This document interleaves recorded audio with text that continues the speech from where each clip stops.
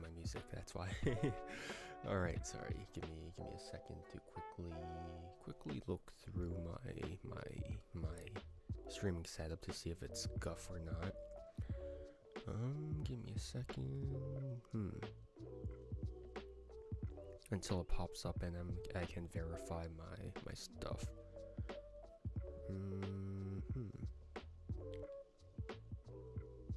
Why does it not pop up? You would think that live stream would pop up pretty fast. Okay. Nice.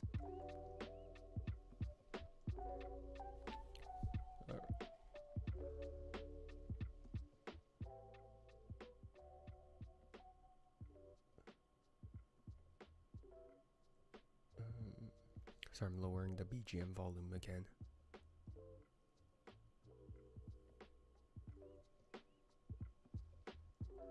Okay, there we go. Now it sounds good. Okay.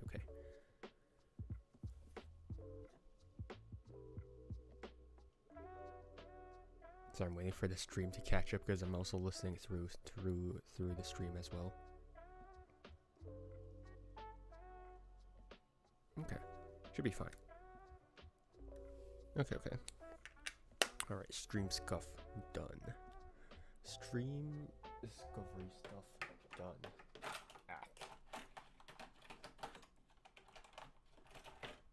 All right, now we are set for our lecture for today. So yeah, welcome to the paintbrush change. So if you don't know what the paintbrush change is, it's basically a color change that happens while you are brushing the top of the deck. So it looks something like I would say like this. I would say like that was a bit off, but that's like generally the gist of it.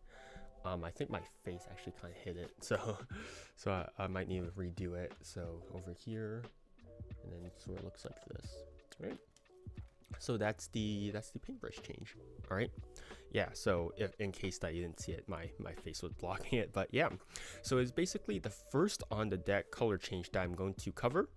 And yeah, the last two, so the Bertram change and the pivot change, were both free-handed color changes. And if you still don't know the distinction by now, free-handed means that the color change occurs off of the deck, while an on the deck color change happens, well, quite literally on the deck, right? So again, most of you guys will probably be familiar with this move, but the history behind this move is pretty interesting. But if you're someone who only cares about the mechanics and whatnot, well, I'll also go over some touches regarding the paintbrush change as well, so we can look forward to that.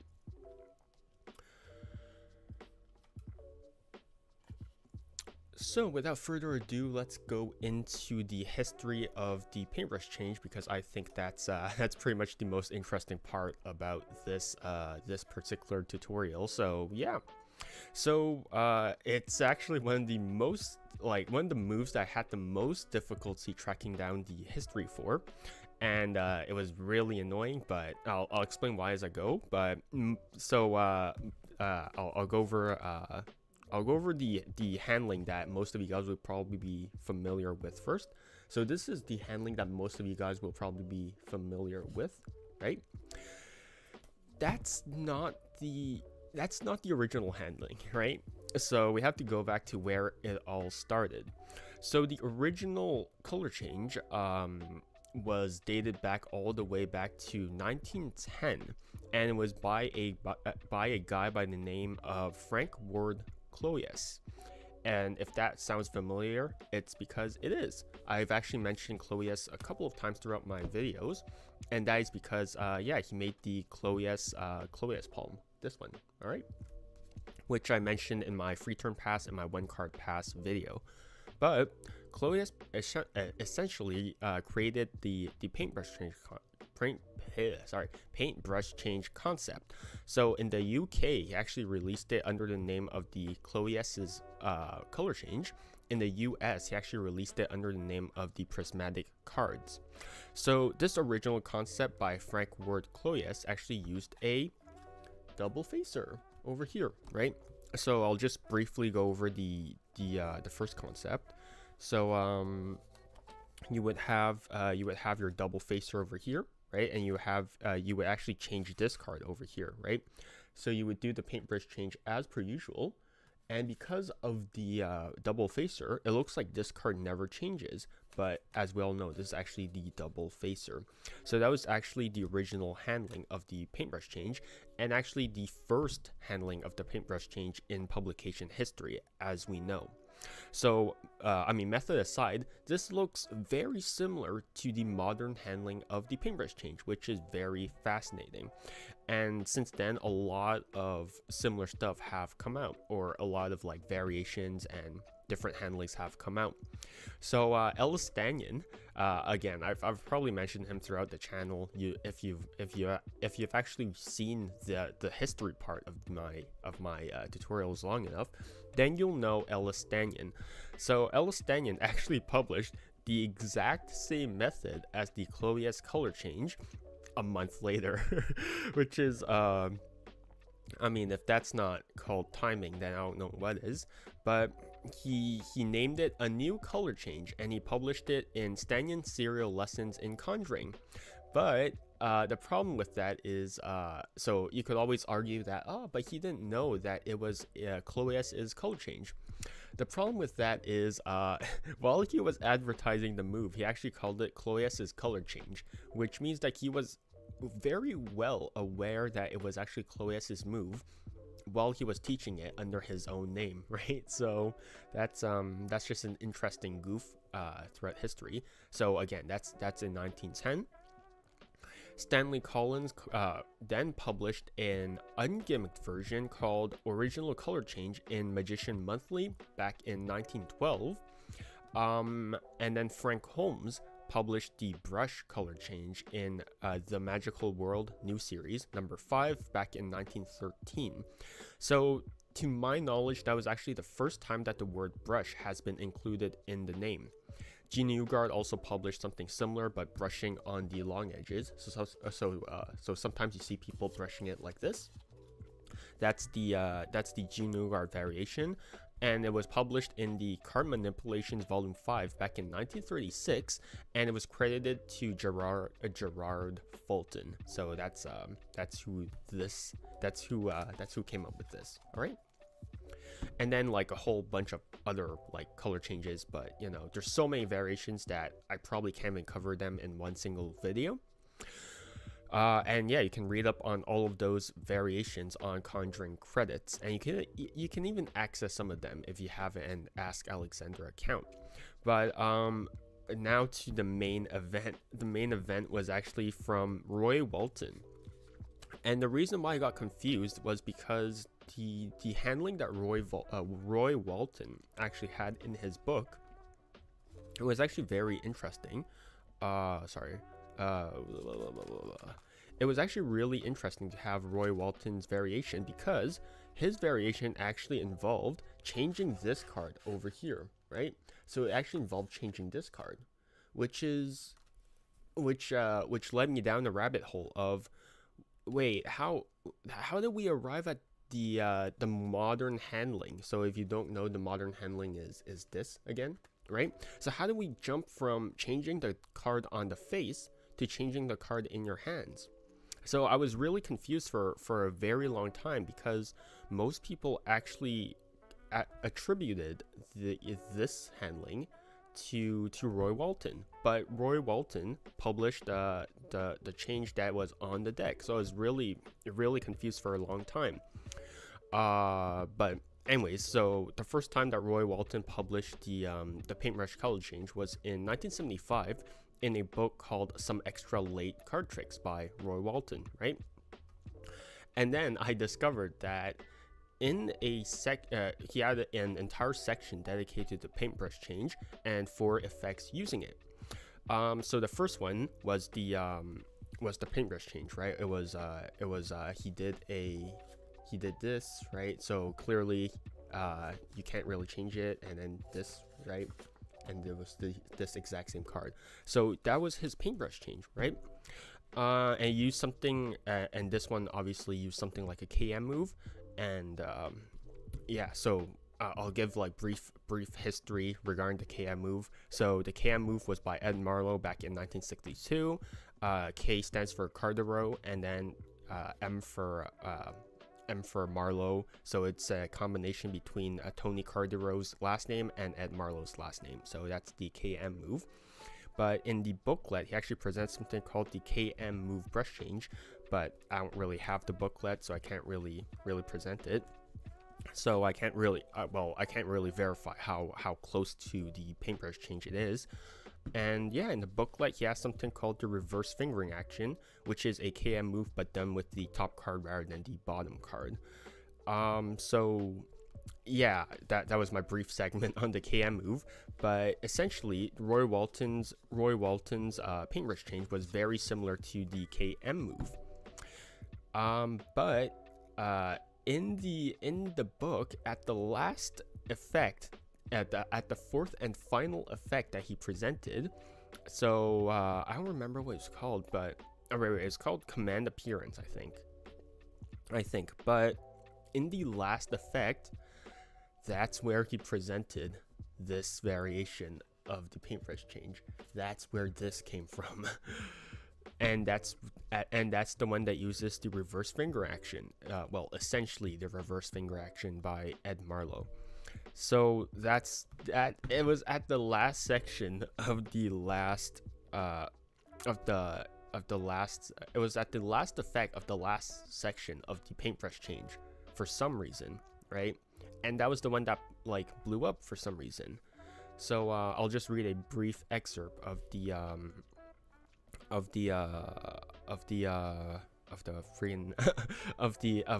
I'll just read a brief excerpt of how Roy Walton actually described this modern popularized version of the change. So, quote, "But the effect this time is that the face-up card in the right hand visibly changes to a queen," unquote. So that's how the change is perceived. And that's about it for Roy Walton's crediting. But a year later, in 1976, in Marlowe's magazine Volume 1, Marlowe published a section dedicated to the KM move with reverse fingering action. So there was a subsection called the single card exchanges, and basically in there was a pretty discrepant switch that was basically the modern day paintbrush change, right? I'm not going to go too much into it because this is about the paintbrush change and not the KM move with reverse finger action. So I'll just briefly mention that and then move on. And then in 1977, Marlowe with all the crediting, comes up with something called the face-up startler, which he published in 1977 in Marlowe's magazine Volume 5. So it's basically the paintbrush change, except Marlowe didn't really do a brushing action. He did more something like this. I can't really do the change. It's very bizarre. It's like this. I don't know. I can't do it, but there's no brushing action. All right. But again, all this history begs why, if this move is so similar to Marlowe's face-up startler, and this move is only known under the last section of Roy Walton's paintbrush change, why is this the move that's known as the paintbrush change and not the first variation? And why is it not this one, right? Which okay, well, I flashed that one. But why is this the handling not the main one? Well, that's probably because of someone by the name of Bill Goodwin. So if you don't know who Bill Goodwin is, he's a very prominent magician, he's a very prominent performer, but he's also the head librarian of the Magic Castle. So considering how notable he is in magic and how he released a video dedicated to this particular handling on the paintbrush change, it wouldn't surprise me that other magicians saw it and was like, yeah, so that's how the paintbrush change is supposed to look.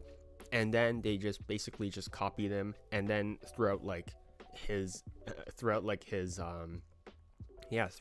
people just watching it and then reteaching it, that's how this variation of the paintbrush change became the poster boy of the paintbrush change, right? So I think that's how this move became known as the paintbrush change and not the original handling by Roy Walton, right? But yeah, that's that was such a long history segment. Oh geez, but yeah.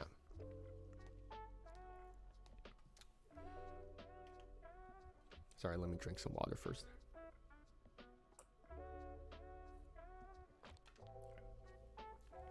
Alright, so let's get into the brushing motion behind the paintbrush change, because I think that you should probably get used to the brushing motion first.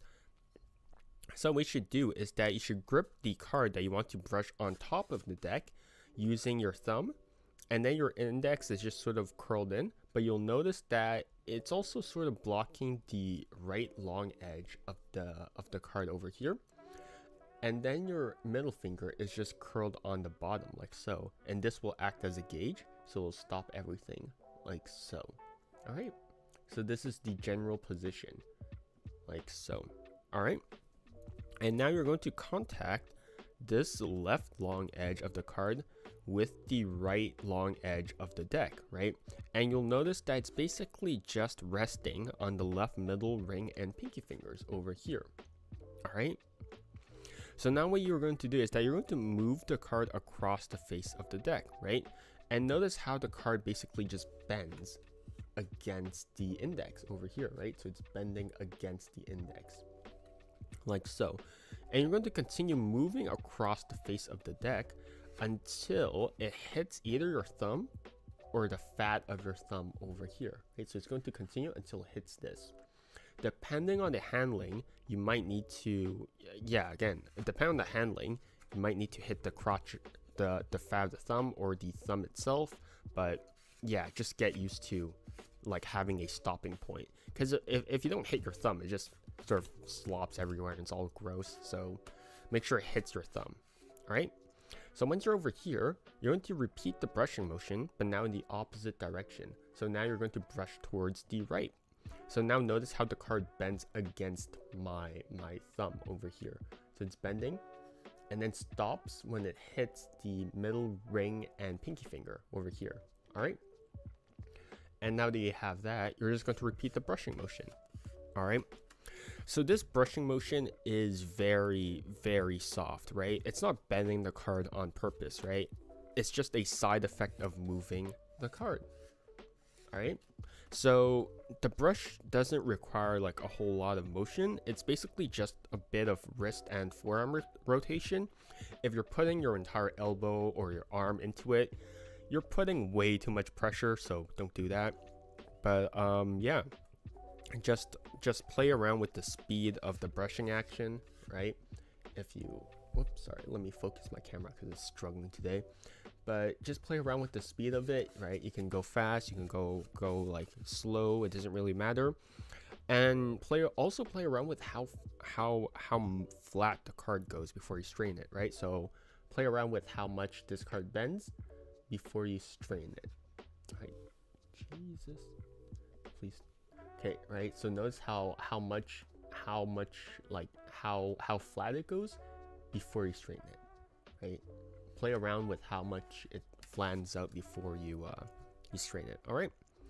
So all of the handlings of this move will revolve around this specific brushing motion. So get comfortable with it, or at least just play around with it again. So it doesn't really matter, but that's basically it for the brushing motion behind the paintbrush change. And yeah. So first I'll go over the original mechanics behind Roy Walton. So this changes the card that's on the top of the deck rather than the card that's brushing the card. All right. So from now on, I'll refer to the card in my right hand as the brushing card, and I'll refer to this as just the card that's on top of the deck. So yeah, just so that you don't get mixed up. All right. So to execute this original change by Roy Walton, you want the card that you want changed second from top. So I'll just take a different card. So you want the card that you want to change this card into second from top. All right. And what to get the card second from top, you can do a variety of stuff. So you can do like a slip cut too. So if you can do like a slip cut, right? So then that gets it second from top. You can do a cover pass. I don't know if I can if I can nail it over here. So you can do a cover pass over here. Oh, that's struggle. Oh jeez. I didn't even nail the cover pass. Oh jeez.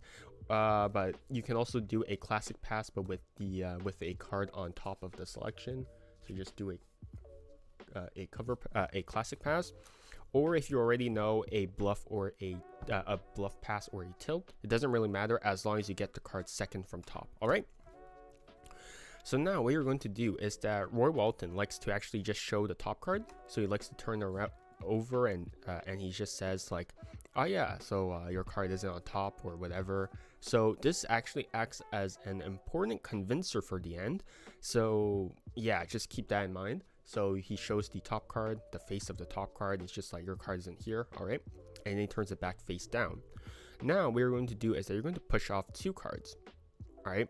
You can do it with a pinky count and then a soft double. It doesn't really matter as long as you get to push off 2 cards, right? You can even do a struck double. It doesn't really matter, but yeah. So now you pushed off 2 cards, you're going to, just pick it up by the, in the brushing grip, right? So again, I already taught the brushing grip previously, so get into that position. But what you want to do is that you don't want to flash this card, right? Because it's not the same card, because you want the whole purpose of showing this and then doing this, it's like you're convincing them that's the exact same card, all right? So if you flash this, the illusion is broken, all right? So now you have a double in your right hand, all right? So now you have your double in your right hand. You're going to use this double to actually flip over the top card. So if you just push this card slightly over here, you're just going to use this card to scoop this up and then just let it lever and then just plop on top of the deck like so. All right, so so now that you're in this position, what you can do is that that really depends on your handling. Roy Walton actually likes to have this card actually just contact the thumb, right? So he likes to have it just contact the thumb and then just brush it downwards to the right, and then that's the first brushing motion. So he's basically conditioning the spectator to seeing this brushing motion right from the start. So he just likes doing this, right? Or you can just place it like here at the start. I don't think it really matters, but depends on what you like. So you can just place it here, or you can do this and then brush it down. Doesn't really matter. But now what you can do is that you're basically going to contact the face of this card with the face of the double with the pad of your middle, ring, and pinky fingers. And you don't need to really apply any like sort of pressure. All you need to do is just apply like all you really need to do is just to contact it, and just have friction over there. All right. And now what you're going to do is you're going to move the double to the left, and at the same time the left middle, ring, and pinky finger are going to curl in, and this basically just pins this face card down onto the deck. All right, so now as you pin this card down, you're going to move the double to the left. So you're going to move this double to the left. At some point, this card is going to clear this card over here. So you're going to move it to the left, but Roy Walton also likes to move it upwards as well. So then it clears this card faster, right? So you have this, and now you're going to move this single card basically to the left until it clears this card, and then until it hits the thumb, and then that's basically the change. There's really that's basically it. But Roy Walton actually likes to do another brushing motion, and then he does it like about like three times. All right, so so what he likes to do is he executes the change and then he brushes it a couple more times, right? So you'll notice that now I can show the top card as the exact same as before, right? Because I did the convincer at the start, right? I did this, and then I execute the change, and I'm left with this, right? So then, because most people would probably think that this is the dirty card, but the dirty card is in fact already on top of the deck, so you're left clean in this hand. All right, so yeah, that's that's basically the paintbrush change. Yeah. Might need to man, I'm sorry if this is unclear. I'm brain lagging now. So yeah. So yeah, there's basically not much else to it. You're just basically letting this card be pinned to the top of the deck as you move this card away, and then once it clears out, you're just going to continue the brushing motion, and that's the paintbrush change. Sorry. And so yeah. All right, so let's go into the now popular handling of the paintbrush change. So again, this is the other Roy Walton handling, but it was popularized by Bill Goodwin. So this handling actually changes the brushing card.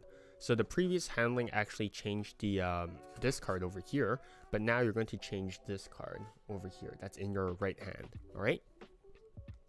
So this isn't exactly the same handling as described in the book, but I'll take this opportunity to toss in my own handling as well. All right. So yeah, just get a double. So again, the card that you want to change the different card into is on top of the deck. So again, you could do it via a pass, right? So you can do a pass, or you can do like just a simple cut. Doesn't really matter, as long as you have the card that you want to change into on top of the deck, like so. All right. And now just get a double and then turn it face up. All right. You can do it with a Stuart Gordon double lift, or Stuart Gordon turnover, right? So you can do a soft double and then a Stuart Gordon turnover.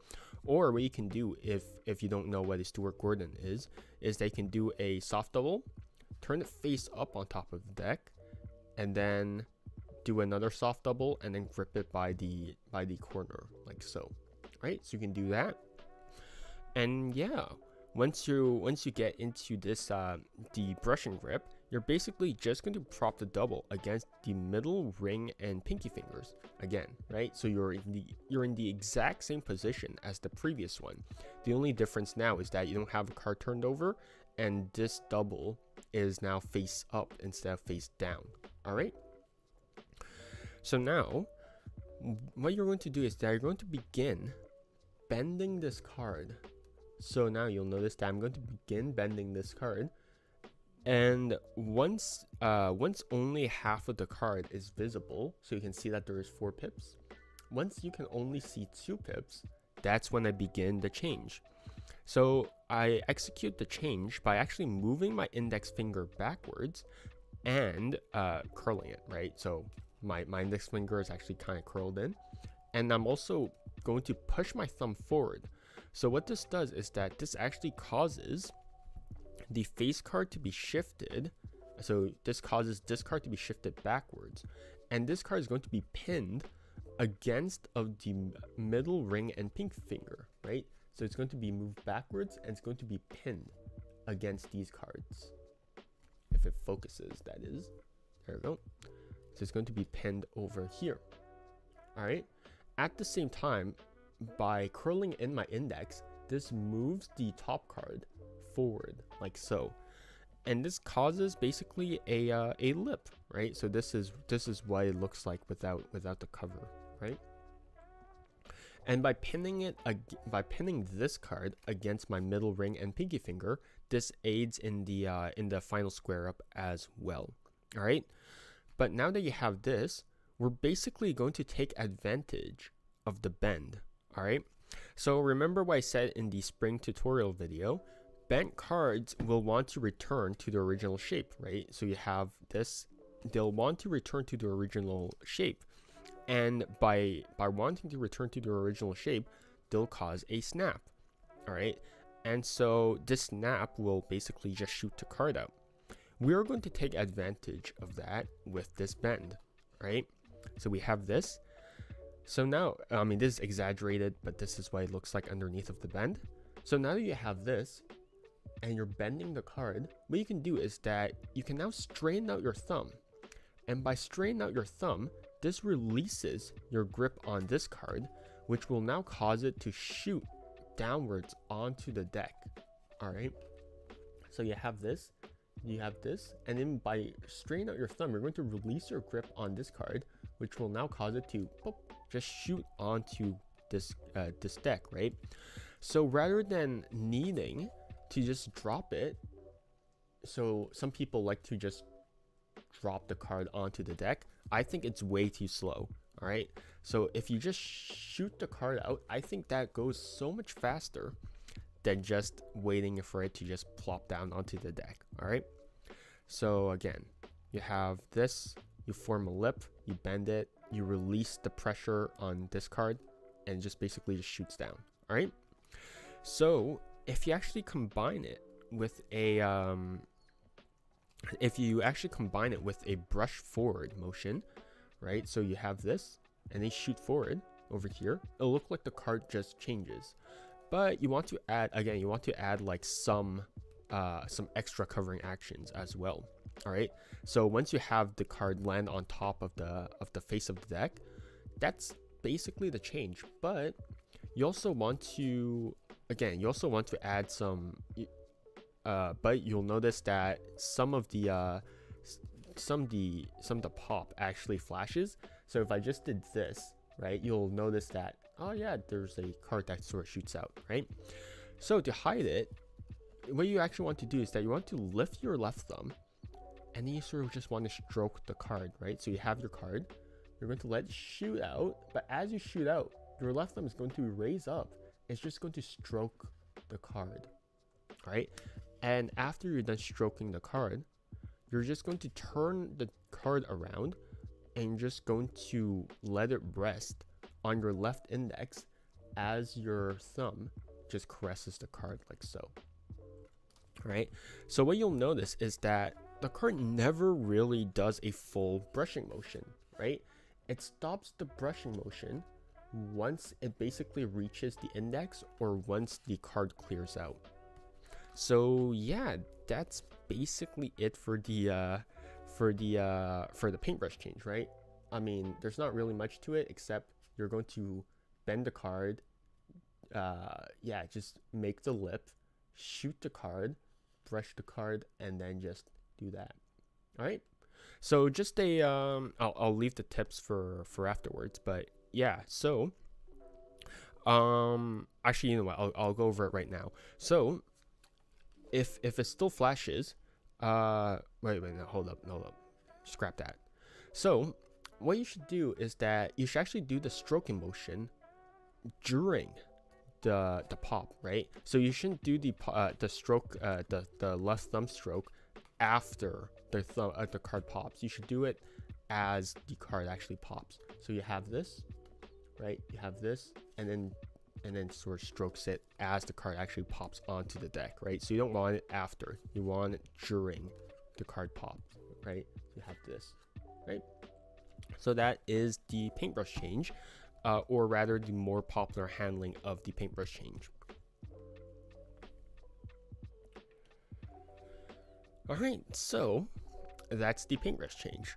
So I basically only have one main gripe with this change, and no, it's not because that it's a basic move. I've seen so many people do a beautiful paintbrush change, including a Japanese magician on Instagram.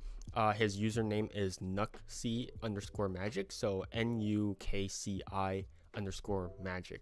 So that's his handle, and if you see his paintbrush change, it is beautiful. But I personally, well, my main gripe is that the popular handling of the paintbrush change has way too much of a correlation between the change and the brushing motion, right? Because this happens on top of the deck, right?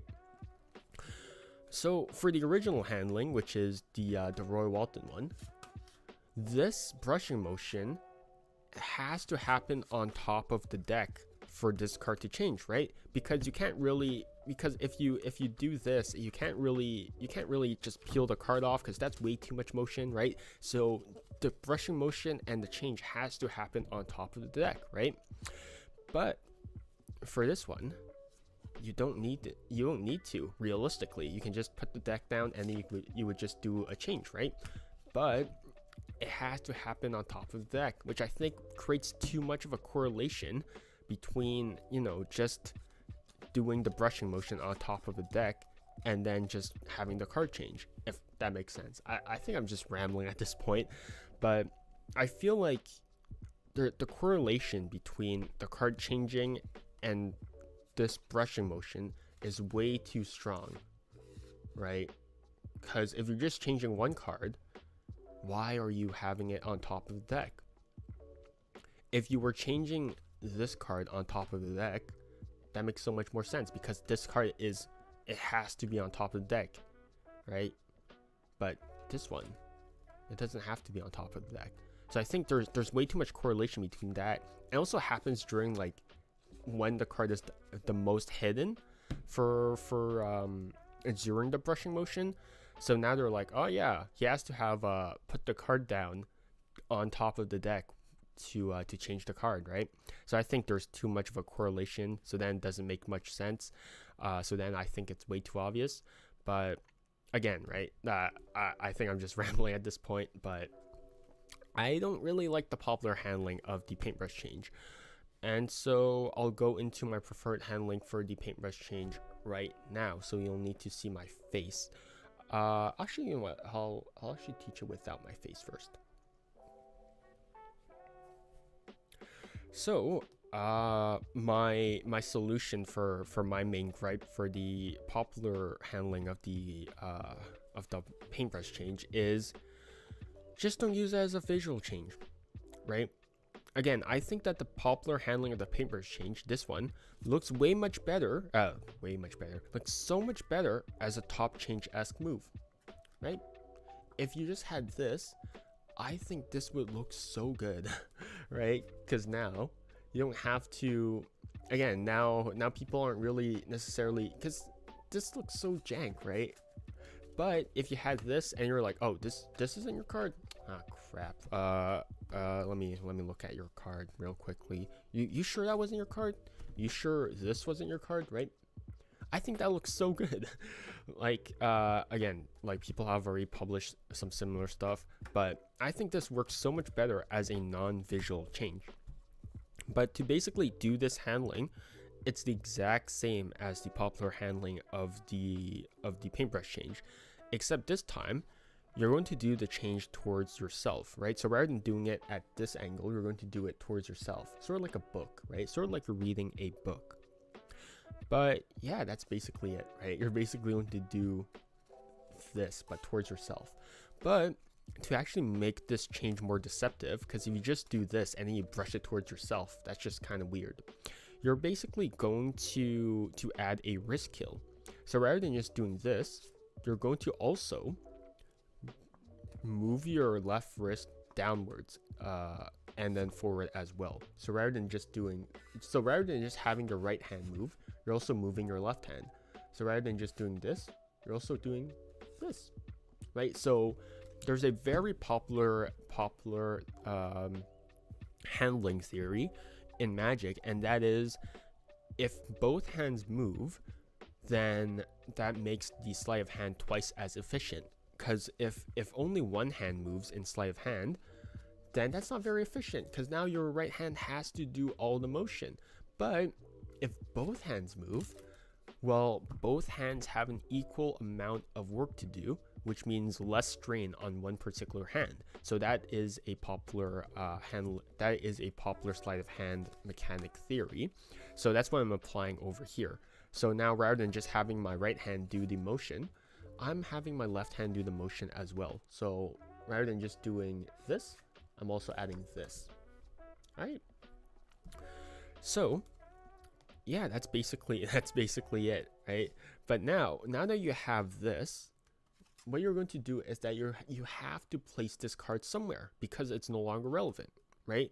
So you do this, right? And then you immediately afterwards, you're just going to turn your right wrist downwards as well, and you're just going to place it elsewhere, right?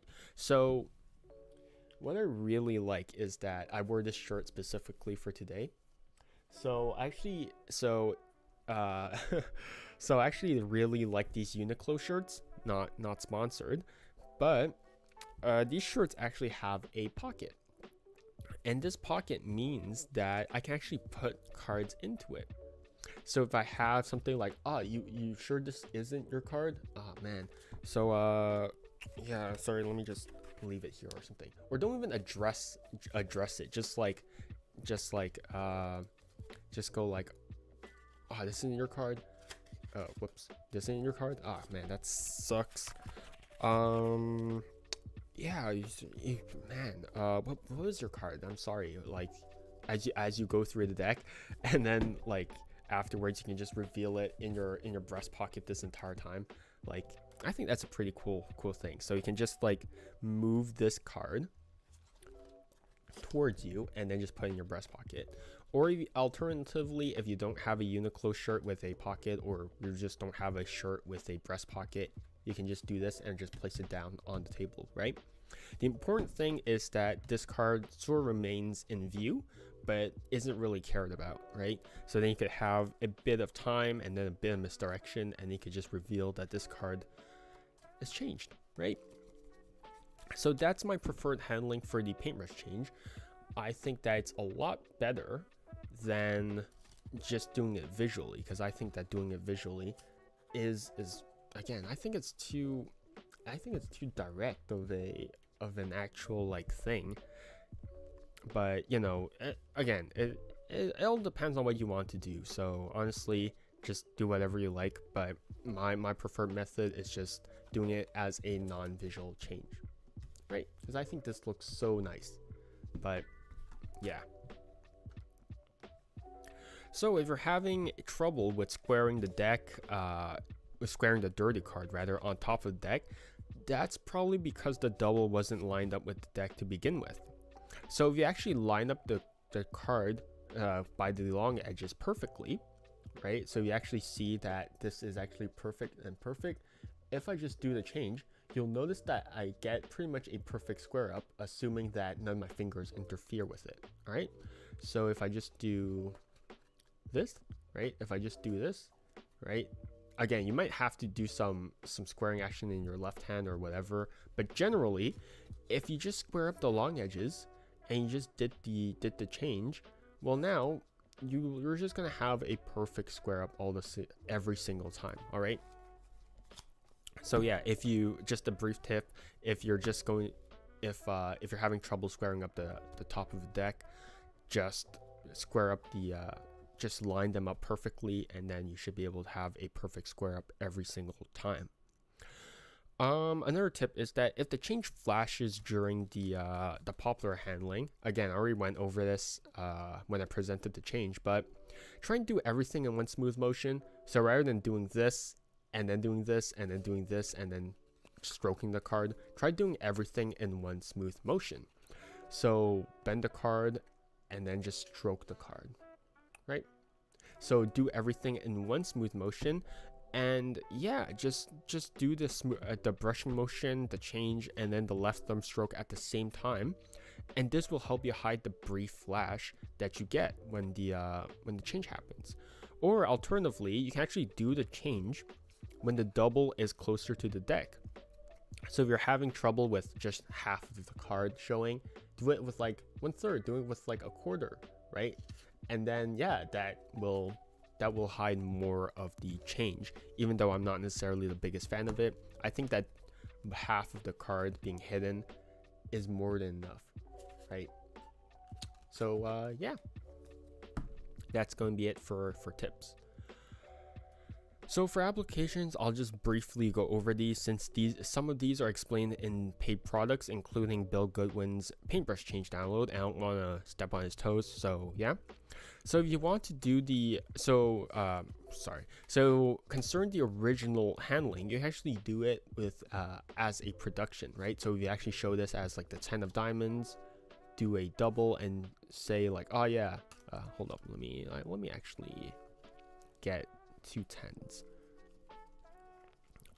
Okay, there it is. So if I actually have like, oh yeah, I have my 10 of diamonds on top. Now watch as I actually produce the 10 of hearts, right? So you can actually do it as a production. I won't go over that. It's the exact same thing, but you're not really going to change this card, right? You're just adding on this card. All right, so that's just it as a production. Yeah, you can also use it as a pip transfer. It's an expert card technique, and it's taught by Di Vernon. So that's where it is. And you can also use it as a double change. It's explained in Bill Goodwin's download, so I won't go over it. So yeah, you can do it as a double change as well.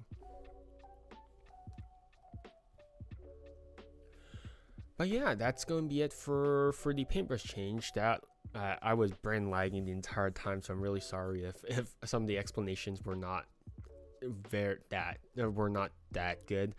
But I'll go over some further reading. So if you're interested in reading up on the paintbrush change, yeah, that's going to be where you can find more resources. So the Complete Walton Volume 1 by Roy Walton, that's where he published like a section on the paintbrush change as well. Cards on the Table by Jerry Sadowitz. There's an ebook sold on library.